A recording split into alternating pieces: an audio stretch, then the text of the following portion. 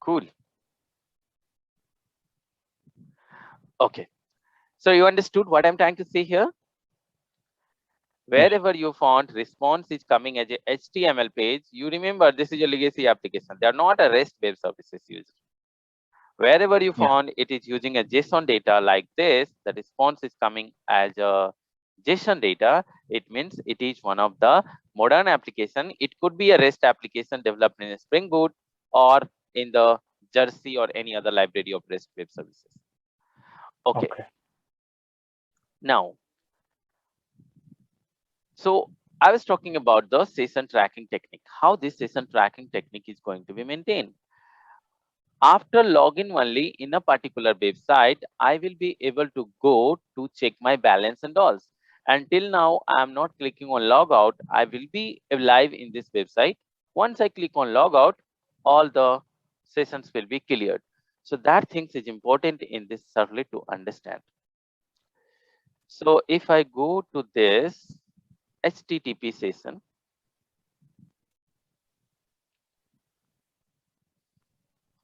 let me show you the very clear example itself so that you might be getting interest.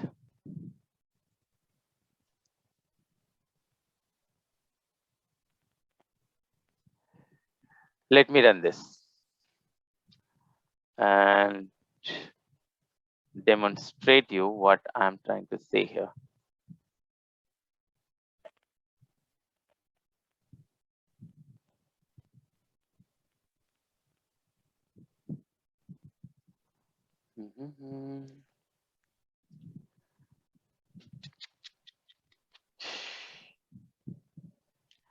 So whenever you get error like this in your servlet, you just go to your Tomcat install folder, copy the servlet API jar and JSP API jar and paste it into your lib folder, something like this.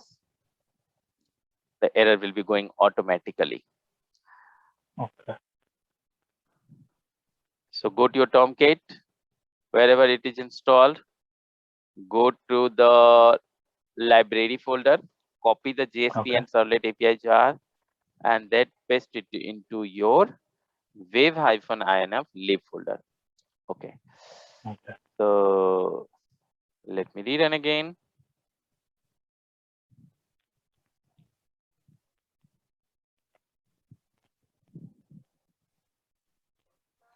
Okay. So we have a login, profile, and logout. Three options here. Without Right. login, let me click on profile. What I'm getting? You are not login. Yeah. For Mm. login, please click here. If I click on login or come back and click on login. If Right. I'm not wrong, I must have given ABCXYZ. It's my favorite. Yes. Now you are getting the response. You are successfully logged in. Welcome ABC. Yeah. Now go to home and directly click on profile. Welcome ABC. Okay. Once you log in, it means you are going to be directly into your home page. You don't have any restrictions from this application. Come back Right. and click on logout. You are logged out successfully. Come back, click on profile. What you're getting? You're not logged in. For login, please. Oh, okay. So Mm. this technique, it's a very pretty simple code, but this is how Right. in the real-time project also we are seeing, right? Directly Correct. clicking on Correct. certain things, it is asking me to log in. If I'm clicking on login, then we are able to click on that. Once I log out, I will be not able to do that again, that home page clicking. So how I have achieved it? Correct. So that code I want to explain you. Let's see here. Yeah. So this is a pure Yeah. HTML. No doubt here. If you are Mm. clicking on Mm. login, then it is coming to login.html. If you are clicking on profile, it is going to your Profile. file servlet, Profile that server. URL. If you are clicking on logout, it is going to the logout servlet. So this is pretty simple. Any question, any doubt Right. here? No. And you know this anchor tag is there, which is doing that. Okay. Let's come to the login.html first. So once you click on login, it is coming to the login.html. Pretty simple, like a previous example. We have a method post, username, password, login button, and it is going to the login servlet. Yeah, let's come to the login servlet and see what login servlet is doing extra, so that after login, I'm able to, click on profile and it is not asking for me to use username password. Pretty simple, like a previous example, we are fetching the username and password. And here I'm creating a session object. Look at this. How we are creating a session object? We have a HTTP session. And then after, with the help of request object, I'm just calling the request.get session. I was telling you the problem. If session was not there, then in each request, you have to put username and password. Let's consider this example. I click on defense. It asks me, please enter the username and password. I give in the username and password. I click on senior citizen. Again, it will ask me, please enter the username and password. Why? Because you have enabled the authentication. Each request is stateless. So every time you have to pass username and password, username and password. Oh my God, this is completely not good. People will be fed up putting the username and password. Rather than that, what we want, there should be something which can store my username and password internally, because I know HTTP will not give username and password every time because it's a stateless. So what I want, somebody should store my username and password internally in the code, and so that next time if I'm clicking, internally they will validate it whether username and password is there or not. And then after that, accordingly, they can proceed my request. And that is what we are trying to achieve here. So the moment you given me the username and password, I created a session object, and inside that session object, I put the username and the password. That's all. And I'm telling to you, hey, you are login successful. And I'm welcoming you also. Now, if you go to profile servlet, what profile servlet is doing? Profile servlet is saying, checking the session object. It is saying, hey, session, please come here. User has clicked on profile. I want to validate that user is login or not. Session is saying, okay, I'm here. Tell me. This profile servlet is saying, give me the username and give me the password. Session is saying, okay, if I have username and password for you, then I will give you username and password. I'm printing the username and password. And also I'm checking here. Look at this piece of code. It's pure core Java code.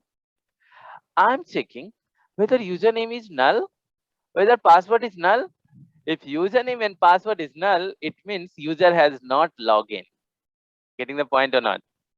Yes. User has not logged in. Why? Because if you could have login, then it has must come to login servlet, and login servlet is already setting the username and password to the session. If session is saying, no, I don't have username and password, I'm just null, it means what? You are not login. If username and password is not null, it means what?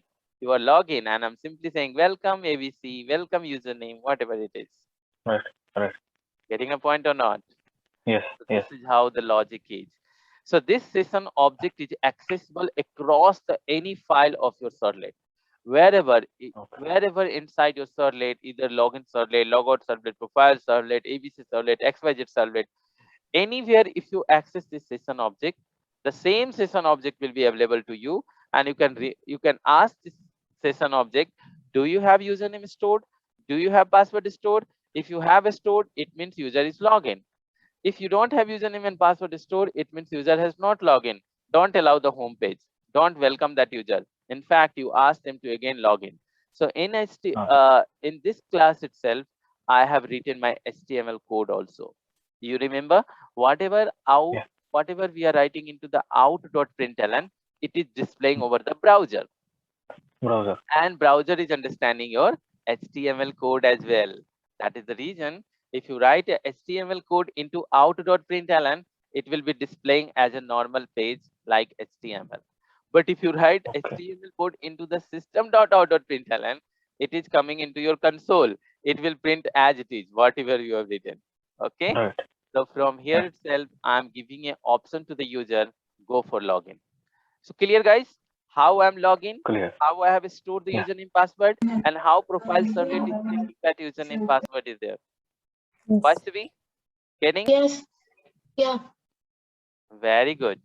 Let's move ahead with the logout servlet. Now, with this case, you just think about what logout servlet must be doing. Oh, yeah. So logout should go back to the home page. Yeah, it will go to home So page, if you that's click, right. But what it will be doing with the session object? It must be going, you can guess something like this. It is going to this session object and it must be removing the username password from that session object so that right, next time he's coming to the profile servlet, the username password will be null, or it will be right, setting the username password as a null. Yes or no? Think about logout. correct. But for doing all these things, Java is saying to you, servlet is saying to you, don't do that much. You just have one option called session.invalidate. So the moment you click on session.invalidate, automatically whatever username, password, or whatever data you have stored, it will be automatically cleared. And once it is Okay. cleared, it means what? Your profile servlet will be again coming and checking, do you have username, password? It is cleared, it means what? It will be giving you null. And if it is a null, it is again telling you, I'm sorry, you are not login, you have to log in. Interesting? Correct. So this Yes. session.invalidate is there.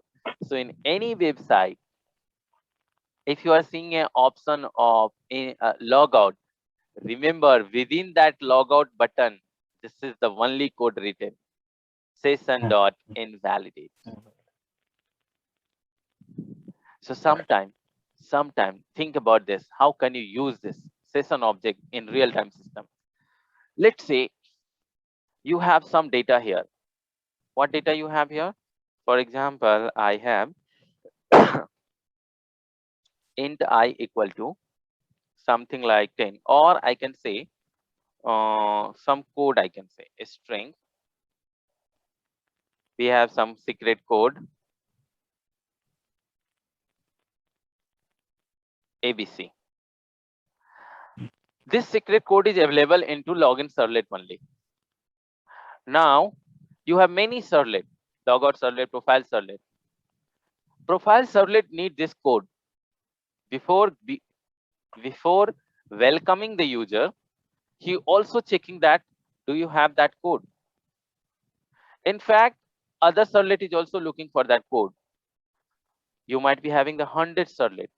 Each servlet is looking for this particular code. How can you pass this code to every servlet? Think about what is the medium. Now you understood this session object, right? This session object is same in login servlet also, profile servlet also, logout servlet also. So what we can do? We can simply use this session object, and I will say along with username and password, can you also carry my code, please? Interesting, right? So this is how you have to think when you are developing a project. Key, whenever you need to pass some data from one servlet to another servlet, there's a many way, but if that data is unique and you want to be available only the user is login, then you can use this set attribute. Remember, once you log out, this code will gone. Again, user have to log in and this code will be setting up. Many times we have that kind of security. If you go to the banking system, they are not only relying on username and password, they have a token. They have a JWT token. Now this day, everything is happening in the token based. We have a great protocol like Auth2 authentication. You know what is Auth2 authentication? In one line, I will tell you that if you are going to log into any website, right? So while login time, it is giving you an option. Do you want to log in with Facebook, Google? Have you seen that? Right. Yeah. Yeah. Yes. That is because of Auth2. This is the protocol. It's gonna be used for that authentication. And this is completely token based, guys. There you don't Okay. need to give username and password. It is a token. The requested website is going to the Google and asking that, hey, can you give me the token for this user? Then Google is asking to you, hey, this website is asking to get allowed. Do you want to do that? Do you want to share your credentials with them? If you are saying allow, then only Google is sending that token to that website and saying, okay, you use this token, user has authenticated. Whatever technique I'm showing you right now, this is kind of deprecated, but it's a fundamental. That's the reason I'm teaching Yeah. you. So Correct. now any website, any servlet can go and check that code as well. It will say, hey, can you give me the code before I allow you to welcome? Yeah, something like this. It can say, hey, session dot get attribute code dot equals ABC. It's a two-factor authentication. Have you heard about two-factor authentication? Now these days people are very, every website is doing so. Even in Amazon, if you log in, Okay. it will ask you two-factor authentication. Means one is your username and password. Second is your OTP. Yeah. Oh yeah. So that kinds of things are also there. So now what I did in this small application, I also did a two-factor authentication. One is with the username and password, and second one is with the secret code. Yes. So now Yeah.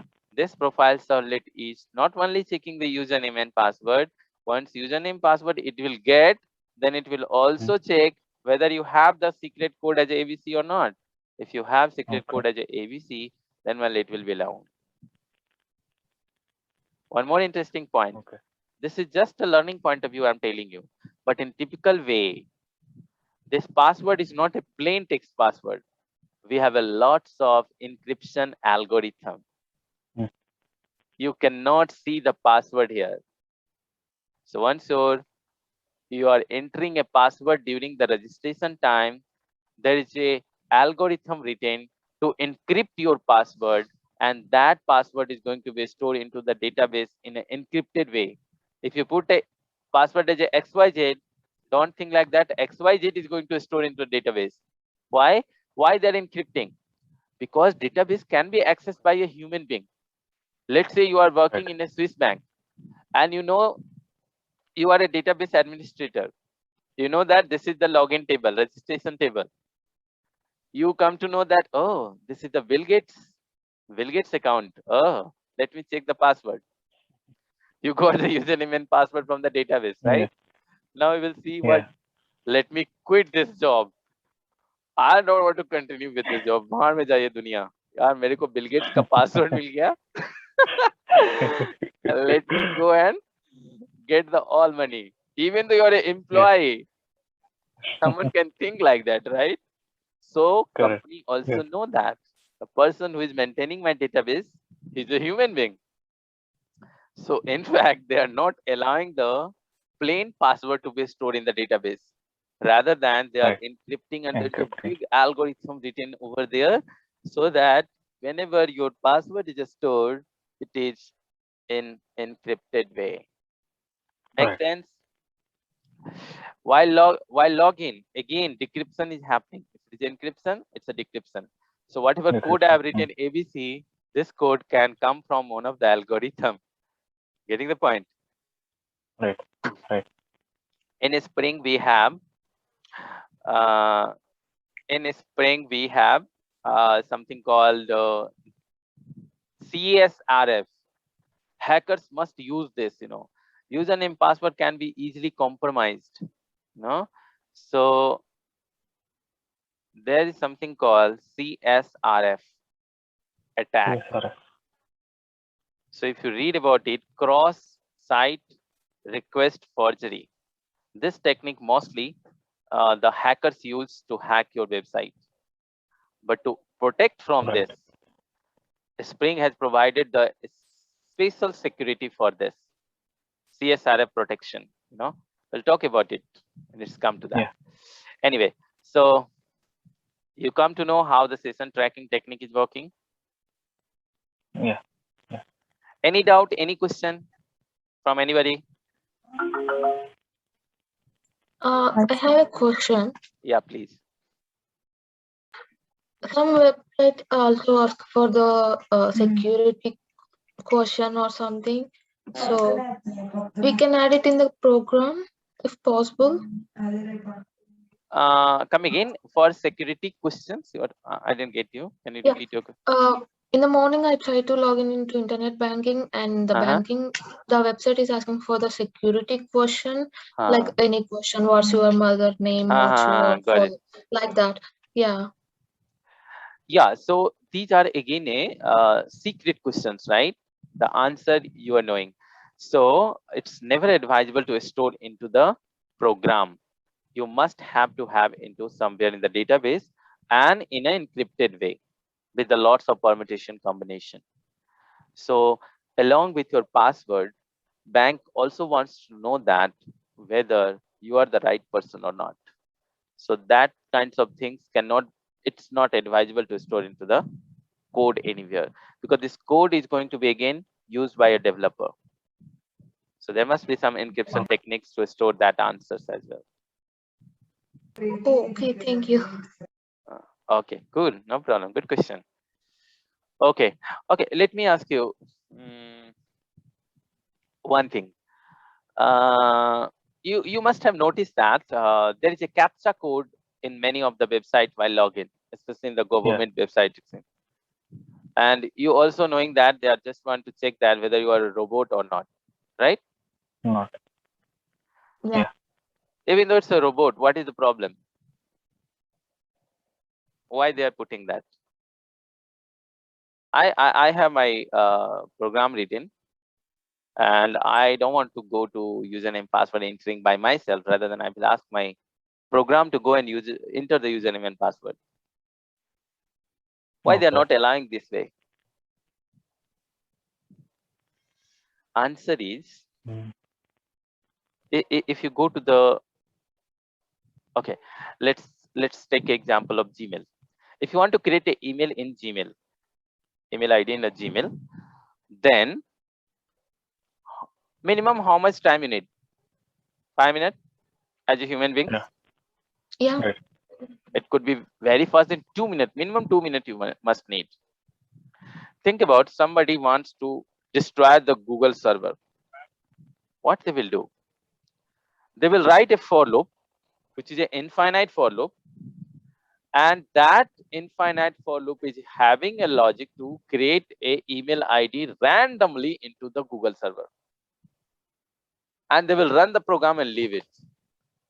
Oh my God. Right. Google will be bombarded with the junk email ID. And that's all. There will be a time where the Google server is completely unresponsive.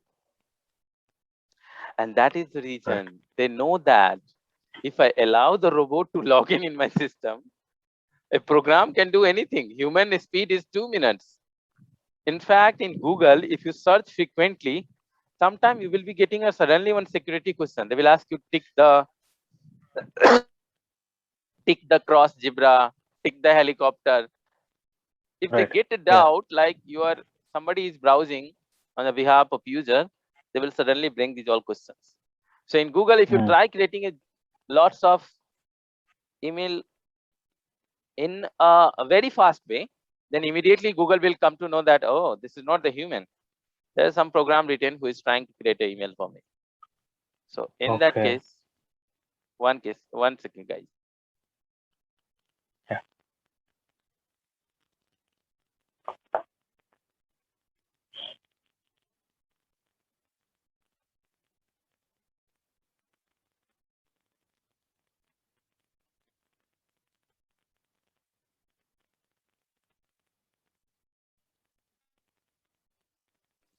Yes, guys. So you think about, I'm going out of syllabus now, but it's interesting.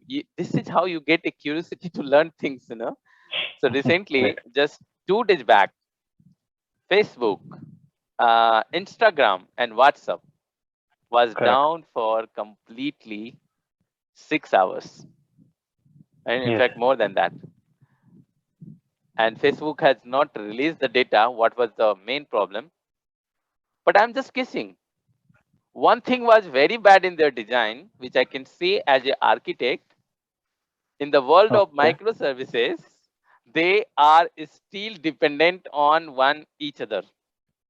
My understanding was Okay. Instagram is a separate server, and this is how the design is supposed to be. Destroying of WhatsApp has impacted the Instagram and Facebook, or it could be vice versa. Right. Yeah. Any of their website has failed, and that caused the another 2 website fails. I'm pretty sure about this design, and that's a bad Right. design, guys. Yes. Think about there could be one guy who got some leak into their system, and they written a simple program like what I talk about, robot program, and they keep on creating a WhatsApp account. They keep starting the creating a WhatsApp account, and you know, there might be some thread working inside their system. The limitations of threads are there. Each thread are blocked, you know, because if you create a WhatsApp account, then it might be looking for the OTP, and OTP, if you are not providing, that thread is keep on waiting for OTP, and it's blocked. And like this, with this guys keep on creating Right. account, and each thread is waiting for OTP. So there was some scenario there all threads were busy serving this fake accounts creation, and actual users request was not going to be processed. I'm guessing this could be one of the reason, but Yeah. this is a very simple things. Could be one of. Facebook must have handled this, but one thing is very clear: this is still dependent on each other. So they have not segregated the system in such a way that the failure of one system are impacting the others. Well, so these are the things, Microservice. guys. You should know. I'm curious to know what data Facebook is releasing to tell what was the failure region. Right. Fine, guys. So I don't think so. We have much in the Servlet and JSP side until unless you guys have any question for me. Whatever important part were there, I have covered. And if I found Okay. while working on the you know, Spring and Spring Boot application, if something is there which I can teach you, then again I will come here and teach you that, you know. And for the time being, you guys please complete that registration Servlet. So what I want, Okay. let me give you homework while you can understand what is the requirement. So what I want you to develop a home page, and this home page is having the login and registration. Okay. Okay. You have to now create one login.html, which is having the username and password. And I can Right. say, let's first create the registration one, which is having the username and password along with the first name, last name, whatever. And then you Right. have one login. And this guy is having the username and password, something like that. So user is clicking on login, you have to directly bring to the login page. If user is Okay. clicking on registration, directly bring to the registration page. And once user is submitting on registration button here, then submit to the registration servlet. And once user is clicking on the login, you bring to the login servlet. So till that part you do. Login server. Okay.